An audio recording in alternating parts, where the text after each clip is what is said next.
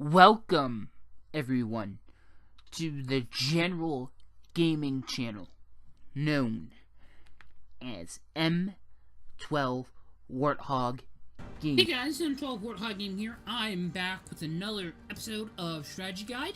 And today I'm going to teach you a strategy guide for winning on the map Chasm in airmech arena on the Xbox 360. Now, I do know this game is not only available on Xbox 360, but it's also available on PC as far as I know. It's a free-to-play game on Steam and on Xbox. And the whole premise is pretty much to take out the other guy's main HQ, where all their creep units spawn and all that stuff. But, the strategy I'm going to show you highly depends upon you having an AA turret. I prefer the hat, and a ground turret. I prefer to use the Gaddy. Now, if you don't... And these turrets, now, if you don't have them, that's fine. These turrets are very expensive, and it takes a while to unlock them. If you don't have them, that's fine. You could just use Seekers, which is actually a vehicle that fires heat-seeking rockets in the air, and you can use a lot of those in T90 and T45s, if you want, which are very cheap. If you have better turrets, if you want to get a better turret, I recommend the T99, as that can fire stuff at the ground, and it has little launchers on the back of it that fire heat-seeking missiles at flying units, mainly air mechs. Infantry is required to capture bases, some vehicles to fight other vehicles and whatnot, and something that gives you resources. Now, it doesn't necessarily have to be this, and I also want to point out that, yes, that is a ratchet. You do not necessarily need a ratchet to heal your units. You could always spawn in more, but having a ratchet makes the strategy in the endgame go a lot more smoothly. And without further ado, I'm going to get into this game. Before we start into this game, I want to note most of the stuff that I have is purely just cosmetics, the skins and whatnot. Class ship for your, the class that your airmech is, not really required to have an angel as I have. You can have Warthog, you can use whatever one you want, you can be the UFO one. I don't even really care, it really just depends upon having those two types of turrets and being able to capture a certain amount of bases and whatnot, but the details I'll show you in battle, once I start this, and I will begin. Now, it works specifically on this map for a certain reason, and I'm going to get into that, and the picture that they show there was a few seconds ago was actually the middle base. You actually probably want to capture that before your enemy does. Now, what I'm going to do is set up 4 moneymakers now. Actually going to have 2 Gaddies made as well. And we're about to find out why I want specifically 2 Gaddies. Well, you're going to put 2 on each side of the main roads going in. But the reason I'm putting in Gaddies here is because 2 vehicles, neutral vehicles, or the gray ones, are going to flank you right away. And you want to be able to fight them off, because they can do a lot of damage. They actually did quite a ton of damage to a friend of mine that I was playing, and he went AFK, and I said, fine, I won't go outside the boundaries of my base, and trying to be the nice thing and let him get back in time, because he really had to go to the bathroom and whatnot. But, you know, that literally did a number on his base. So I decided to go over there and shoot those things and then pull off. Probably the best thing to do. Now, note, AA should not be placed next to these turrets, the ground turrets, for a main reason. And that is because AA turrets... Actually, did I put that in the power socket? I guess you can have one in the power socket as it slowly heals, but you probably want to have it behind it, because AAs do not attack ground units, so if they're out in the open, they're going to get attacked. The main reason I do this is because AA are meant to fire at your air mech. Now what I'm going to do is I'm going to get 3 Gaddies,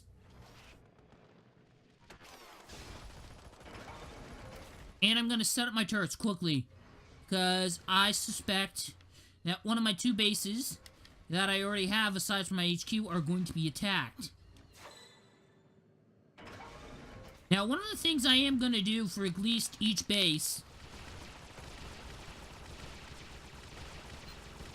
is I'm going to buy this. I'm going to have at least 3 ground turrets, 1 AA, and a ratchet. Ratchets are not always necessary, but you can pick up your turrets and heal them yourself. Ratchet. And the ratchet, if you keep all your turrets relatively close to each other, can all be healed by a ratchet, and you don't have to worry about that. Although a ratchet cannot heal itself, so if you put them in pairs, that's good, but if you think your turret can protect them, then that's fine. As you see here, when you put it down, that yellow ring that appeared for a few seconds is its range of healing. Now I gotta go over here, because this place is being attacked by an angel class.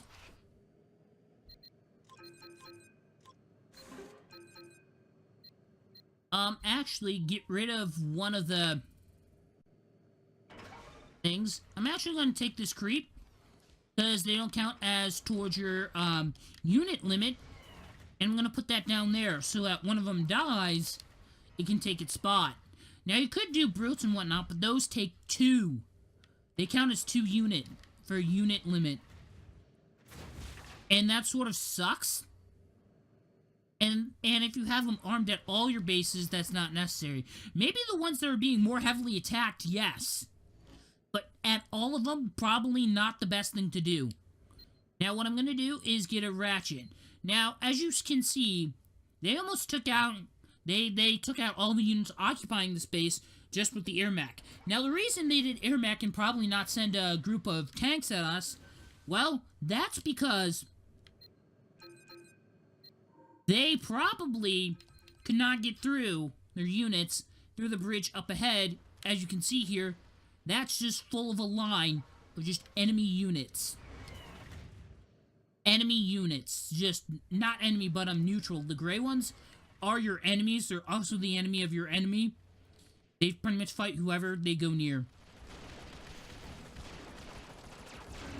So I'm going to put these units on this side to hopefully stop my enemies from getting this base. Because if you have control of it, it's going to distract the enemy and make them go for this base because they want more bases than you. Because the more bases you have, the more units you can have. Like, the more or better your unit limit can be.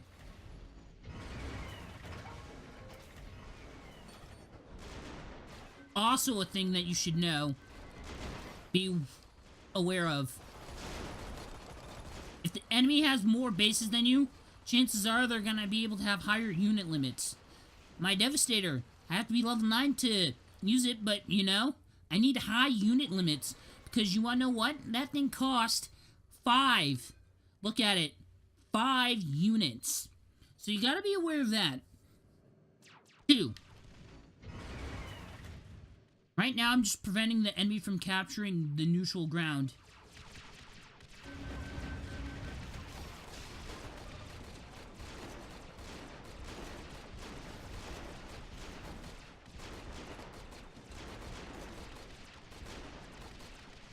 Okay, it's much easier to aim with this than the sniper, I don't know why. Okay. Now I have access to brute. And I actually might put those down here. Because they're actually quite good.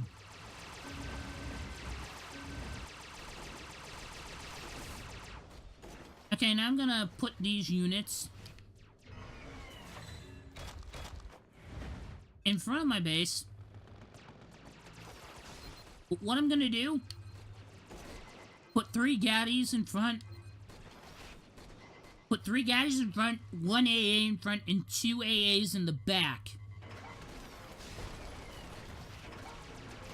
This will start to slow enemy tank and enemy armor, like, down to a crawl.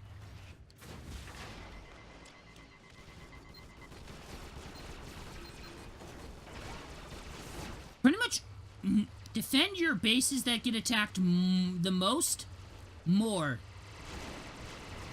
It's really all you can do.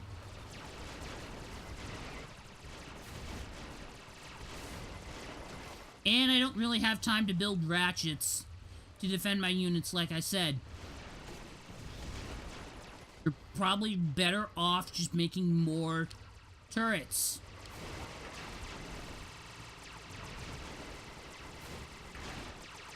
I think I might actually take this no, this is an AA. What is that?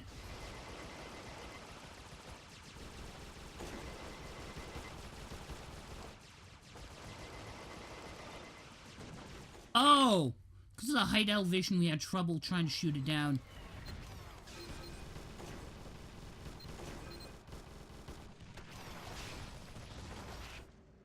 So my hat pretty much did the finishing move. Got the finishing move on that turret.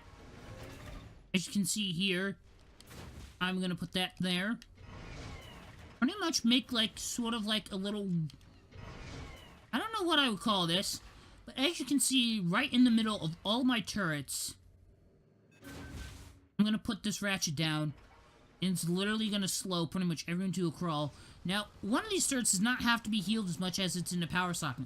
Now, most of the power sockets I use are for ultimate moneymakers, as it gives me resources throughout the battle. But what you need to know, that turrets of any kind, doesn't matter if they fire at stuff in the air, or if it fires at stuff on the ground, slowly heal over time.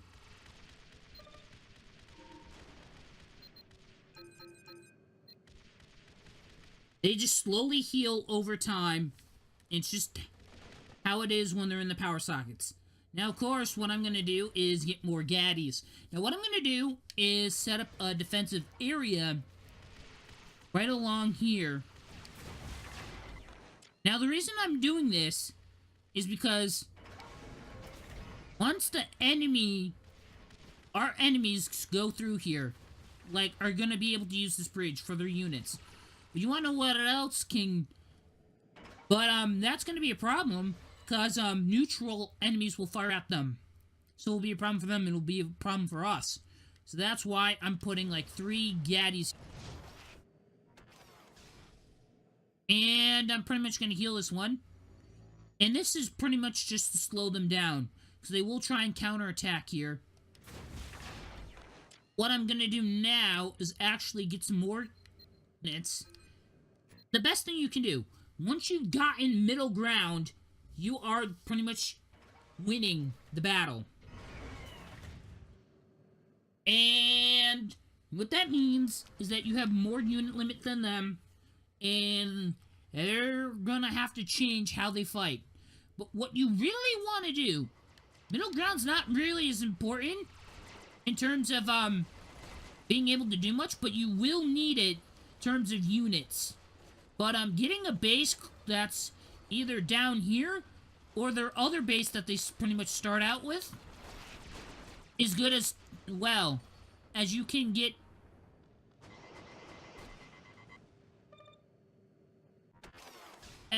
be able to get this place. You are super close and right next to their own base, as it's not that far from their base, and you can sort of like try and use that to your advantage as well. Now, of course, as you can see, I'm at my unit limit, so I really can't do much. But what I can do is I could cash in these things and get more vehicles. But really, all I need to do is capture this base, and I can have another higher unit limit. Just that the middle base gets attacked so frequently, I have to over-defend it, or give more units than I need to, because I'm not going to be constantly sitting on top of the base. It's just not really necessary. I don't find it really necessary for me to do that. Okay. So now that we got that done,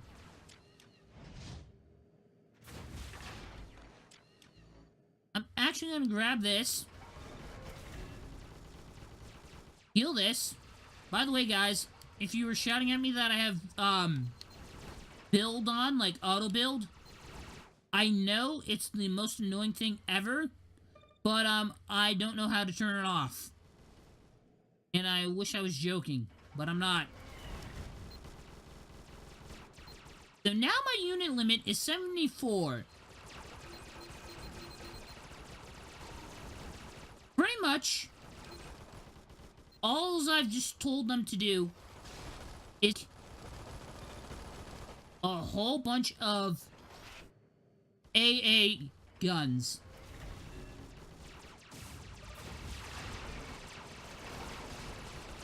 Actually destroyed a turret of mine. Crap.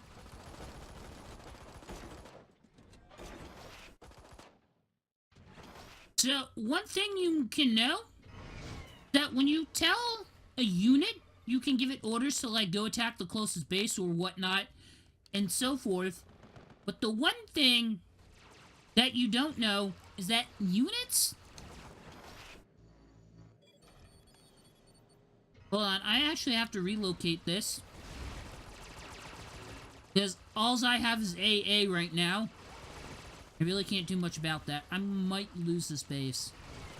So I'm setting all this AA right here. Okay, now I'm gonna snipe these units.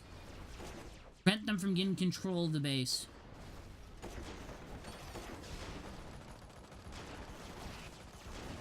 Okay, crap. Do not get in the base.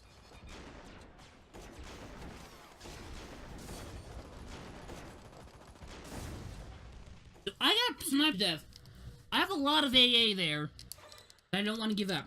But the main point is that if you get a bunch of AA behind their base, they're not going to know, because they don't usually go in the area directly behind their base, and you really can't order a unit to do that. But what you can do is order a unit to go to, like, the closest base and whatnot, and if there's a lot of AA in there, you pretty much can't do anything for it. Like, you really can't stop it. Like, because you can't drop a unit in there, you get shot down before anything bad happens. You know, that kind of thing. So, if you get, like, 5 to, like, 10 AA units here, then you're actually quite good. Because what you can do then, and what I've been doing... How did I get this? Oh, that's a ratchet. That should stay here. I'm actually gonna buy, upgrades. Did I? I don't remember buying some of these. But, what you need to do is pretty much just get a bunch of AA, put it behind the base. Behind the base, and then put, like, one ground turret, and then their base slowly takes damage, and they really can't do much about it.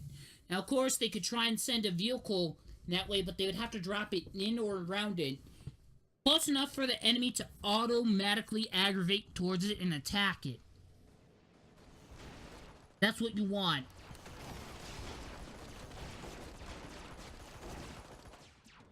And sometimes you don't always get that. And you have to get in really close, and like I said, the whole point is to make it too dangerous for the airmech to be able to even think about doing that. That's the whole point of, having that, so... Now that we've released control of that,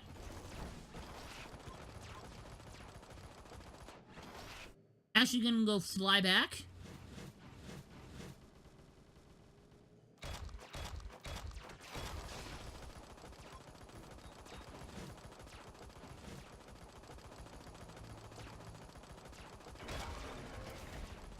Actually gonna pick up these two.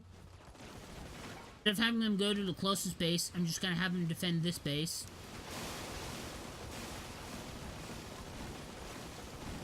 Snipe these.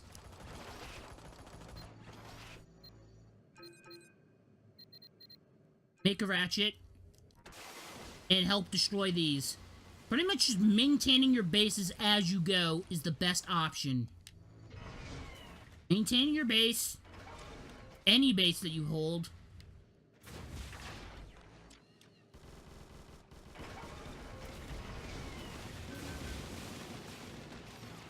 Probably gonna need a third Gaddy. In case they roll in with, like, armor.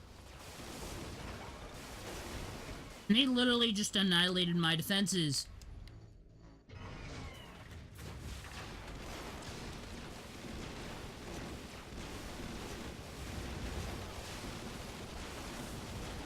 Now, the downside, as you guys probably know, that I am constantly under attack here. Because I'm so close to the enemy HQ. Which is also a problem.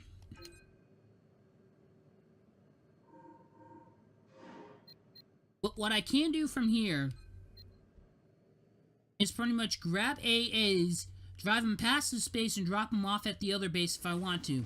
Although it's going to require a lot of energy, and the reason for that is because the heavier your load, the more energy you use.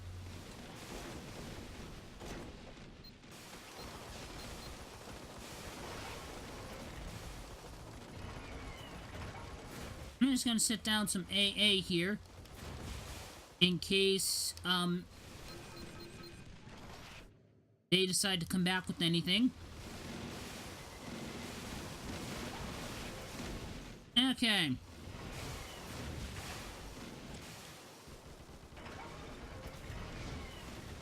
Now what I'm gonna do is sit down one ground unit here.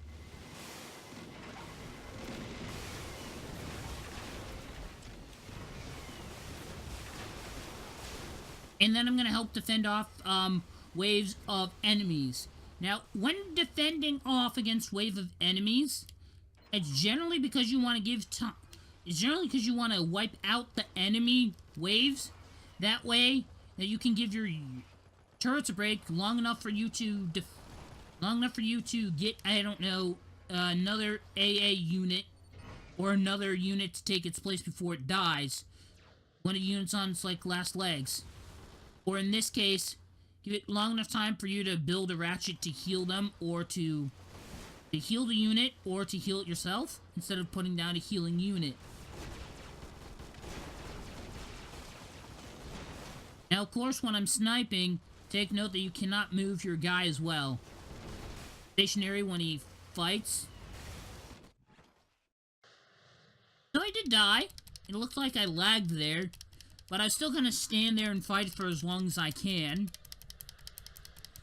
And in case any of you guys haven't been noticing yet, in the top, I've noticed that their base has been slowly taking damage as well. I thought that construction vehicle was an enemy vehicle. I guess it wasn't. Generally, if you have more bases, generally, your bots definitely do more because they have more unit limit. But what really gives you the advantage is that if you get a base, that means you're getting more unit limit, but you're lowering your enemy's unit limit as well. Now, as you guys can see here, if you were to do this against a player, they would be able to catch on, and they would be able to put, and they would try to put, I do not need a Devastator at the moment. They will try to put more units behind their base and whatnot, but sometimes it's harder for them. But other players are probably going to have more items on them, be able to do more things in terms of defense.